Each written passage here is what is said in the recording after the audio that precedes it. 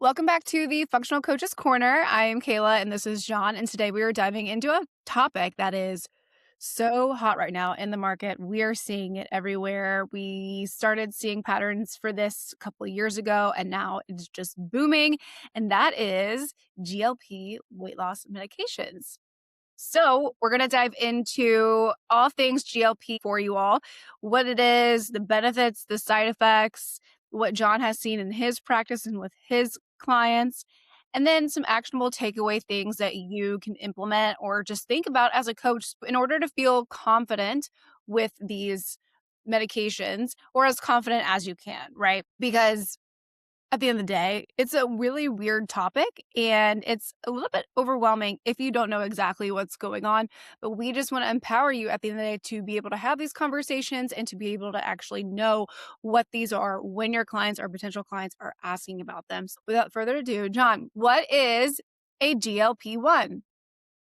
Okay, so I'm going to start off with saying, first of all, these are medications, right? Like they're pharmaceuticals.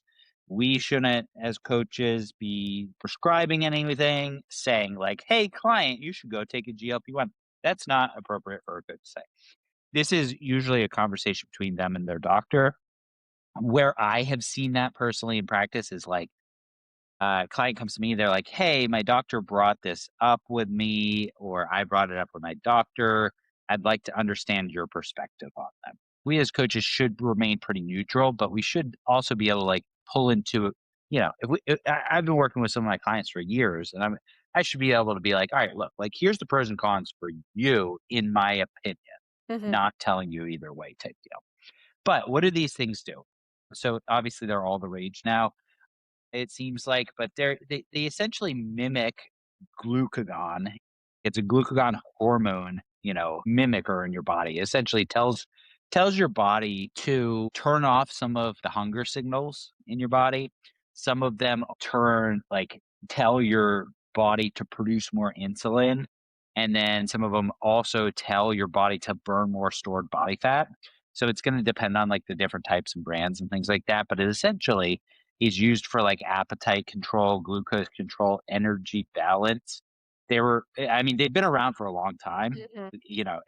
I can remember working with some clients in probably like 2016, 10 years ago. Wow. Who was on one particular client was on like Saxenda back then, which is like the beginning GLP-1s. I had some diabetic clients back then on Ozempic when it kind of first came out, and these were really developed for diabetes. But they started seeing some of these diabetic clients, type 2 diabetes. They started seeing some of these diabetic clients like actually lose a bunch of weight, and it sort of snowballed into, well, what if we could repurpose this for weight loss? So they started repurposing it, and then they created a new product that they got FDA approval specifically for weight loss, and that one was Wegovy. That was like a GLP-1 that basically essentially just worked on appetite, a little bit of blood glucose, but also appetite. And then the newer ones, tirzepatide, which is like Zepbound or Mounjaro, do like GLP and GIP, which is like appetite on insulin, or sorry, increases insulin secretion, so it'll bring down blood glucose. But then there's some more in development as well, which are even more advanced. Okay. That's a really good breakdown of just what these medications are. I know when they first came out, I even was like, what is this? And so because I didn't know about it, I wasn't speaking on it. But I feel like I might have lost out on a big opportunity because when you do things in social media that are trending, you get put out there a little bit more. But now that I am understanding a lot more and also leading the coaches that we teach to this as well, we're seeing them just become more confident with all of this information. So, obviously, there have been really great benefits to this drug. In your experience, what benefits have you seen from this drug? And then what side effects have you seen? Yeah, I mean, with with everything, there's trade-offs, right? Like I like to say, there's no free lunch. Back to like economics 101. There's always going to be some benefits to doing something. There's always going to be some risks. And so like, I think it's, like obviously these are medications and like should consult with doctors. But I could also see, I could see a lot of benefits for certain individuals. I can also see the risks outweigh the benefits for a lot of people as well.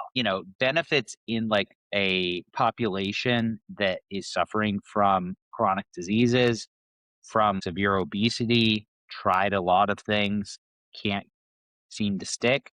Obviously weight loss is a big one. There is some more cutting edge type things around like inflammation, autoimmune management, and things like that. Sleep apnea, I believe Zepbound was recently approved for sleep apnea. I actually have a client who was like, yeah, like I used to snore, and then like a couple weeks into this, my wife was like, "I haven't heard you snore no recently." All of these things could have to do with the sleep apnea, the inflammation, the things that with just like weight loss. I mean, that could be the mechanism behind it. Mhm. You're eating less inflammatory foods, or if you're eating inflammatory or foods that cause inflammation in you, it could be causing less of a reaction in you, and that could be the cascade.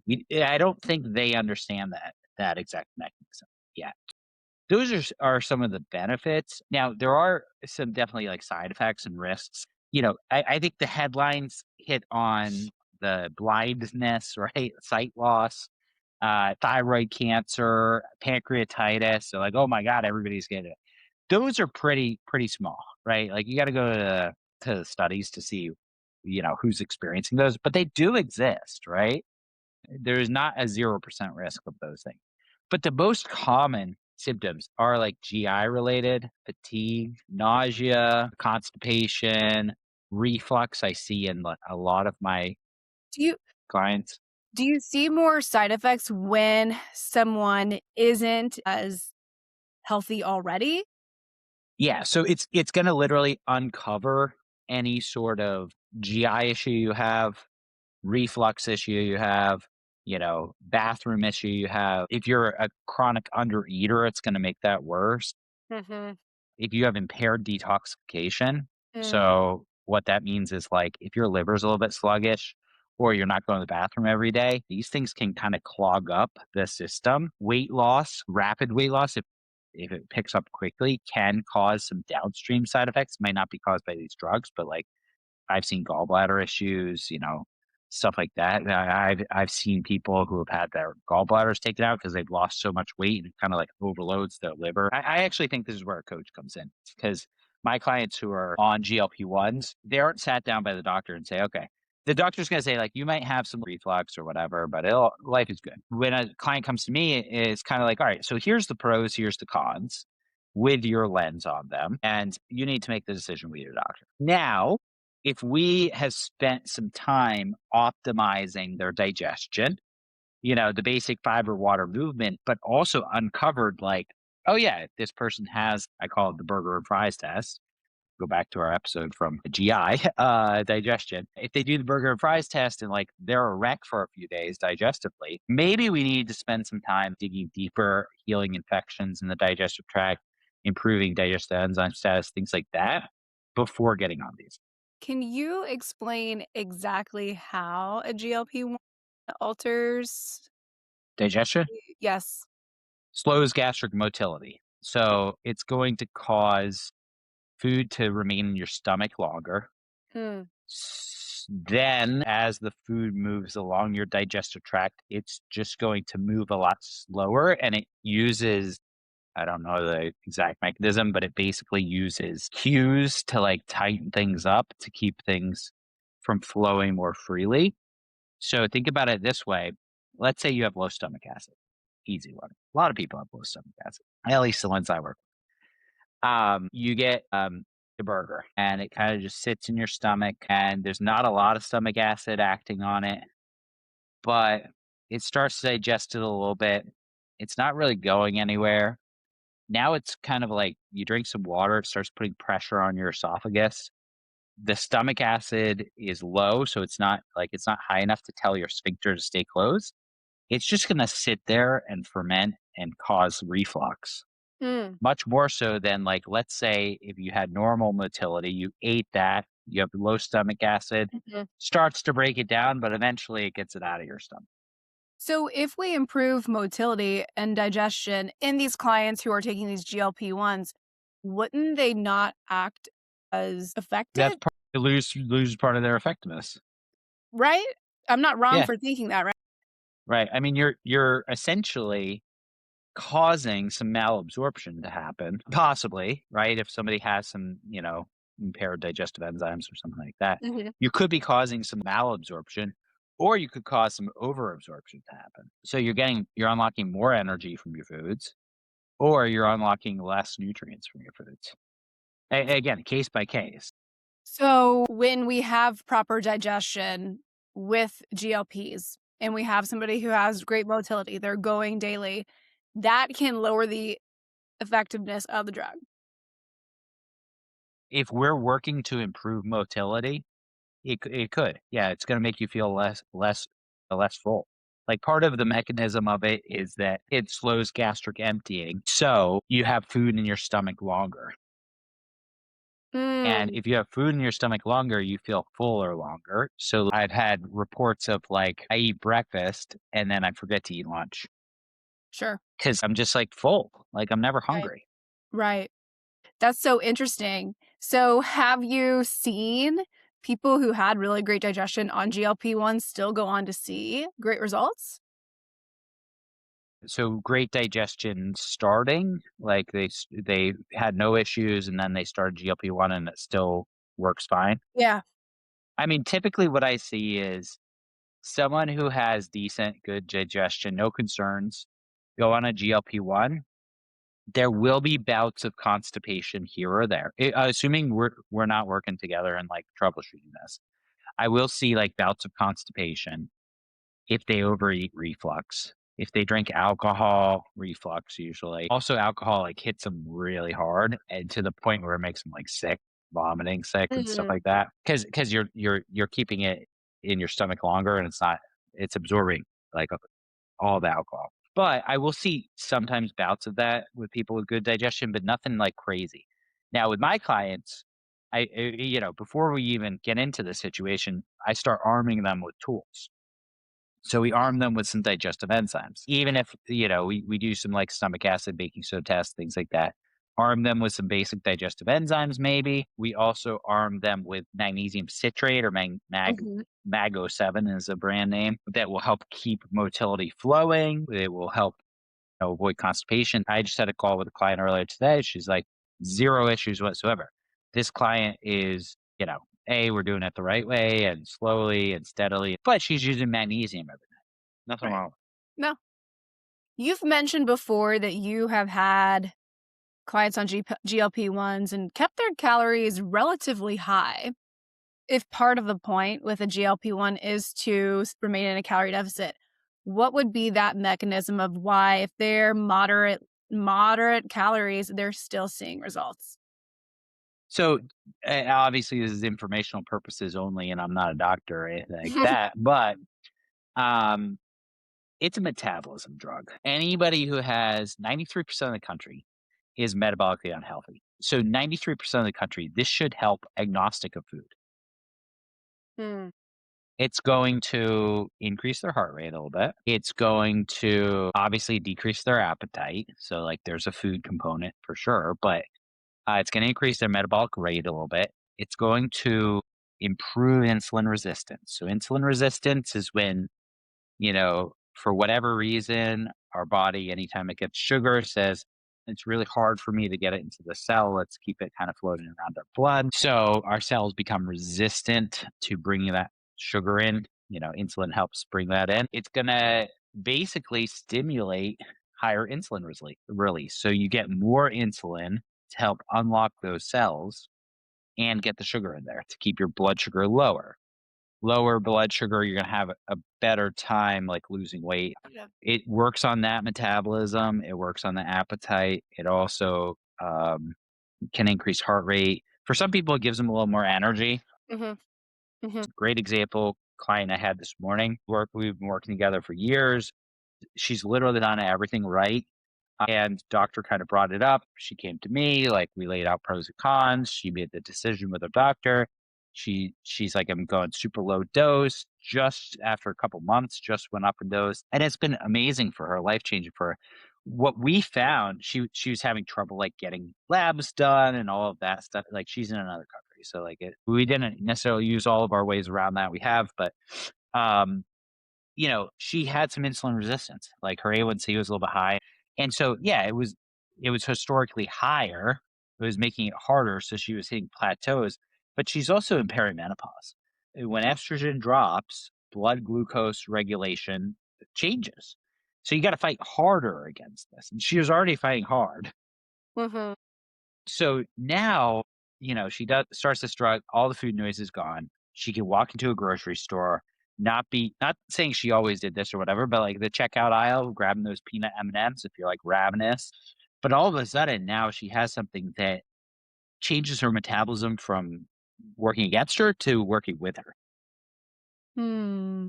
That's a great example of why some of these can be really life changing. And if you're a coach and you just kind of place judgment on GLP-1s or those who want to use GLP-1s, you're definitely missing the point. For the last it's we've probably worked a year and a half. She gets 10, 12,000 steps a day, hits her protein, It's all the things. all the things. And Right. so this has been and then she's like, "It's too easy." She's like, "I feel like it's cheating. Like, it's way too easy." And I'm like, "Well, hang on. You had a 6-month plateau in there." Right, right. Aw. No, I have been on the other side of that. I have had somebody say, "Hey, I'm not gonna do coaching. I'm just gonna go on a GLP-1 because that's the easier thing to do." There are those conversations being had too. And so when we can come out of the gate and educate people on this and support them, that's just helping everyone. Yeah, same client, when she was starting this was like, "Hey, I get free support through a certain group of professionals," and she's like, budgets and all that stuff, so I'm like, "I get it, totally," like, and then a week later, she calls me and she says, "I need you back. This person did not know what they were talking about. I will pay the money." She's like, "I just need your support through this journey." And like this wasn't support. So it's just like a testament to like, if you know what you're talking about, I'm not giving her medical advice or anything like that. I'm helping her manage her symptoms, manage her, overall health. Like there's so much value in that partner. So let's flip the script just a second. This is something that I don't feel like a lot of people talk about. We produce GLP-1 naturally. So can you talk about what that is, how we do it, how somebody can, or maybe a coach, help people with this production? I'm curious to know your thoughts. These aren't for everybody, right? Like if you're like, again, this is just my opinion. But I got 8, 10 pounds to lose, and, like, I'm in that 7% metabolically healthy. It's just, like, on the weekends, like, the Aperol Spritz just calls my name, and I'm not, like, that bad, but, like, I count everything else. Right, yeah, maybe it'll make you eat less. This isn't going to, like, change your metabolism around. If your glucose is good, your insulin is good. These can actually harm, but they can also drop your blood glucose so low that it stimulates more hunger, more fatigue. You gotta be eating, like, super constantly throughout the day. Overnight, your sleep's gonna get messed up because your blood glucose is just driving so low that your body's like, "Feed me, feed me, feed me. I feel like I'm starving," and it's gonna disrupt the rest of your life. So, that's where it comes back to, not for everybody, but I bet that if we looked at people who have kind of like dysregulated appetite, as in weird hunger cues or always hungry, there's probably some sort of a gut imbalance. So our Mm. gut is where our natural production of GLP is Goes back done to the gut. Weird. always. So like I typically start looking at people's food. Yeah, again, like maybe this person wants to use GLP-1 or maybe they don't. But when I start looking at somebody who has some appetite dysregulation, as in like always hungry, they're either A, not eating enough protein, or B, not eating enough fiber. We balance protein and we balance fiber. And then if something's still off, like inflammation, diarrhea, constipation, okay, we got to do a GMF, go deeper. But once all of that gets balanced, if they're eating enough protein and fiber, hunger seems to balance out. What do you think about the supplements, the GLP-1 probiotics? Boosters and stuff like that. There is research on a few, specifically some probiotics that contain Akkermansia. Keep in mind, Akkermansia is very hard to keep alive in a Mhm. probiotic form and is susceptible to being killed in the stomach acid. With that caveat, there are some studies on Akkermansia containing probiotics that boost GLP-1 production naturally. Good. Got it. Okay. There are a lot of supplements that are bullshit. Yes. I saw a psyllium husk fiber with a big GLP-1 booster on it at the store the other day. And it's Right. like it was like $20. So like anybody that walks by that is like, I need this. Uh, It's just fiber. It's just yeah. literally psyllium husk. It's what, $5 for a big thing of psyllium husk at Trader Joe's? Interesting. Okay. So, what are some good takeaways that the coach listening to this could take away, could use to help just make them a bit more confident surrounding this topic? Yes, let's start with, like, fitness and things like that. There's a waterfall that we tend to see develop with a lot of clients who are on GLP-1s, which, like, a coach I mean, this is gonna be, like, old news for a coach. They're gonna be like, "Yeah, no crap.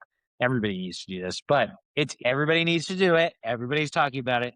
Not everybody's doing it. So that's where the coach comes in. The risk pathway actually is like so the GLP-1s are going to downregulate appetite. They're also going to create food aversions. So when we downregulate appetite, guess what falls? Calories. Guess what also falls when calories fall? Protein. Guess what also happens when protein falls? Muscle mass starts to decrease. Body starts to chew on its own muscle for protein. Then less muscle, we all know this, means lower metabolic rate, lower resting metabolic rate, smaller metabolism. So we have these statistics of people that come off of GLP-1s, 56.7% regain the first year. I also say this to my clients, don't jump right on a GLP-1. I'm not saying like you can't come off them and do the right things, but don't jump on expecting it to just be on it for like 3 months. This is like a year to lifetime, good, bad, or indifferent. That's just how they develop them. It's a lifetime drug. Once you come off, you gain weight. Now, I think it's such an astronomical weight regain is because of this pathway. So if a coach can drive that pathway into a client's head of like, muscle loss is what causes a big rebound, why don't we just use this as like a tool? Like I always work with my clients on like tools in the toolbox. Strength training is a tool, intermittent fasting, tool, keto, tool. I'm going to get yelled at for these, but high carb tool, right? High protein tool, strength training tool, cardio tool, walking steps tool, right? Like fiber tool. You got all these 100 tools in the toolbox. Which ones are we pulling? Obviously, we're not going to pull the GLP-1, but the client may pull that tool. That is a tool to help them hit their macros, hit their strength training, take away some of the fringes, the food noise, and kind of like do this the sustainable way. I love it. That's where a coach can come in. So, we run ads in our company, and we would run this calculator that helped people figure out their macros, right? It was a macro Mhm. calculator. It was like all the rage from like 2020 to like 2023. And yeah, and we don't run it anymore. Now it's ChatGPT.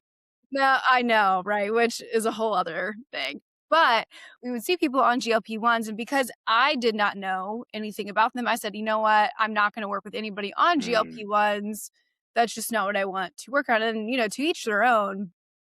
Those clients, they need you or they need someone more than ever. And if you're not going to work with them on it, they're going to go find somebody who is. And working with them through that doesn't seem as different than working with any else who might have gut issues, and which is everything that you just laid out here. So it's really interesting to still see that coaches are still hesitant about wanting to take these clients on. I get it, but also too, if the more that we empower ourselves with the information and application from experienced coaches like yourself, the better off that we're going to be with them. Yeah, I mean, I was scared to take my first couple clients too because I was like, what else? Like they're just gonna stop eating and lose weight and like life's gonna be good. But once you start realizing like there's it's a tool in the toolbox, and if we don't get ahead of these things, like there's definitely a role for you. Right. Right. Cool. This was super valuable. Thank you so much, John, of course, sharing your experience as always. Thanks for listening to the Functional Coaches Corner. We'll be back next week. And also just wanted to remind you guys that we are going to be launching our very next cohort April 6th. So GHMC is a 12-week cohort. It's an intensive cohort. We're doing a ton of support. You have a WhatsApp chat directly connected with me and John 7 days a week. We do 2 support calls per week that are an hour long, so you always get your questions answered. We don't take on more than 10 to 12 students at a time, so Mhm. it is very one-on-one. And then my favorite part is that you get your own GI map and Dutch test when you sign on because as we've talked about, it definitely starts with you. Not only Learn will you by be doing. right. Not only will you learn a ton of amazing information and actually be able to apply it, you're going to also level up your own health in the process, which is 2 for 1. We will continue to let you guys know when to expect the time to sign up for that. In the meantime, catch the other videos, and we'll see you on the next one.